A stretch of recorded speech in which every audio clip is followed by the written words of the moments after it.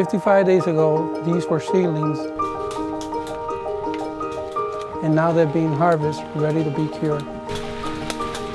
This is how we do it here. We snap it like that, and we put it right there. And we go to the next plant here. We got 1, 2.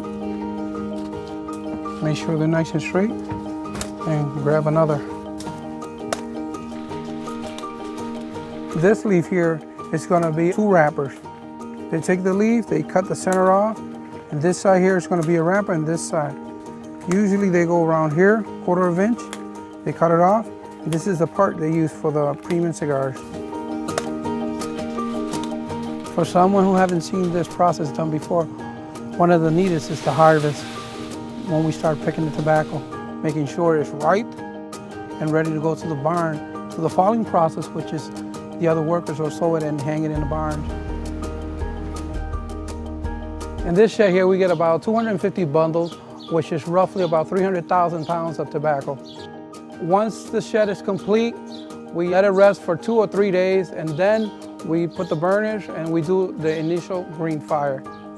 We do it in a 5-day stage. The first day we set it up at 86 degrees, and then we do increments of 2 degrees per day. This is the critical stage of the tobacco process, because if you get it wrong in the green fire, the leaves won't turn brown. They'll be on a greenish color, and you don't want that. You gotta concentrate and plan how you're gonna green fire tobacco. And there's a technique to it. After firing, we open the sheds, give it plenty of air. The air, of course, helps it dry faster. The curing process, what it does, it makes the colors look better. The best leaves with the better colors, those are the ones we use for the wrapper premium cigars, the Monte Cristos and the Romeo and Julieta. The young plants will be in the ground about 55 days, and then we'll bring them into the barns, which will be the home for them for the next 7 to 8 weeks before we start taking it down.